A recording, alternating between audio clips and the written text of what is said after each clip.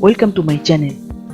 Here I am going to show you an exciting endgame in between Chinese Super Grandmaster Liren versus World Chess Champion and also new Blitz Chess Champion Magnus Carlsen from Norway, where White as Liren can win this game in a beautiful way.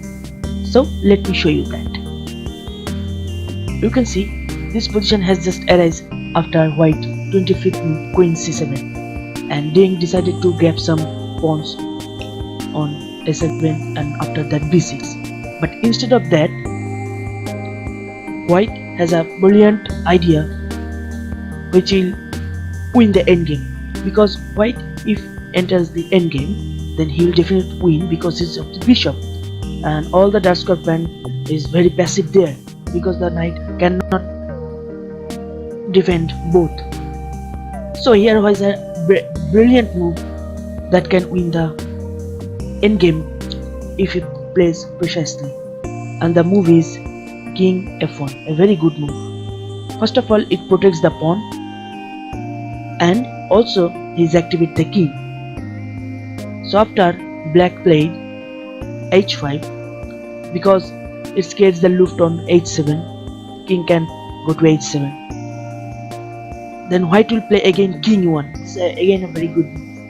It runs towards the queen side. It will help to play in the endgame, because we know in the endgame king must be active. And now after knight a6 attacks the queen, queen b8 check, king h7. Now you can see the purpose to play h7 to h5. And after, instead of queen takes a7, White must play queen e5, because if queen takes a7, then White will lose instantly the idea knight e4, threatening on queen e2 checkmate.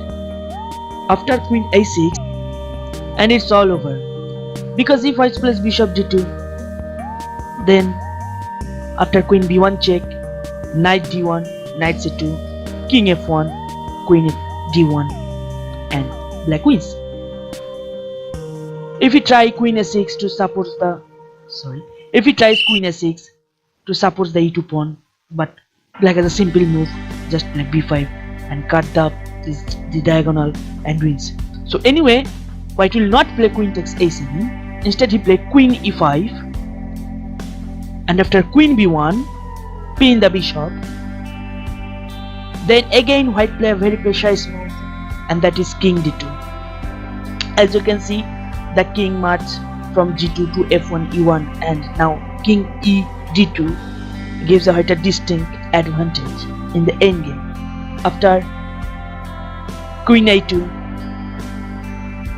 queen b2, queen takes b2, bishop takes b2, king g6, try to activate the king a4, and you can see now the bishop is very active in the endgame because the pawn on b6 and a7. So after knight g4, knight takes g4, h takes g4, and king c3. Again you can see the king runs towards the queen side, and it's a very important thing. You notice that the king maneuver from g2 to f1 to e1 to d2 and now c3 and followed by c4 is very crucial to win this endgame. So after f6, king c4, knight c7, preventing penetrate to b5 or d5. But after bishop c1, now the threat is simple a5 and bishop e3 to compromise this two pawn. And after king a7, bishop f4, target the c7 knight, and White will win the game. So instead of knight g4, let's go back. Instead of knight g4, if black plays knight e8, then White will again play king c3. After knight d6, b5. It's a very good move.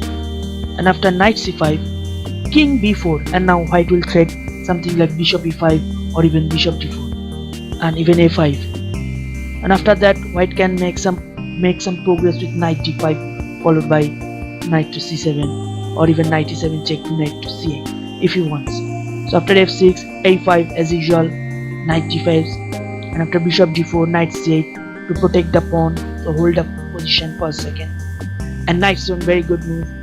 After king e7, a takes b6, a takes b6, king c4, if g6, then king d5, and you can see white will win the game. So we can see a very difficult plan for white to win this endgame, and it is very difficult. And I notice that the key piece is here just the king. So anyway, this is a very difficult plan in such a position that you should maneuver the king to the queen side and play like this. So anyway, Liren decided to play queen c7. Liren decided to play queen c7 and grab those 2 pawns. But after queen takes a2, it's just over because black can do anytime perpetual check and draws the game. So after queen takes a7, h5, there's a very multi-purpose move you can see. So after h4, queen c6, knight g4, knight takes g4, queen takes g4, queen c4, h2 check, king g1, knight g6, bishop e3, all are forced, and knight f3, and it's over.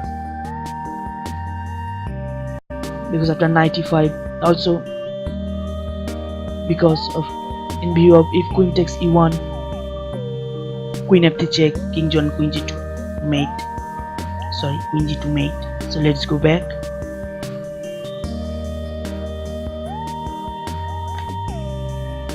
So anyway, Carlsen decided to play knight e5. After b5, knight c4, king g1, and he takes a bishop, f takes it, although white's pawn up, and there's a dangerous 2 pawns on the flank, but his weak king, it's really difficult for win this game. And after queen e6, a4, queen b3, queen e1, queen takes a4, pawns falling apart because the base very vulnerable king here. And continuously mating threat on g2. After queen b1, queen f5, and now the final mistake from Liren, b6. It loses instantly after queen d2. Better would be to play here the only one who can draw the game, and that is king f1, which after draw with like queen d2 again, then only move queen takes e4, and after queen takes h2,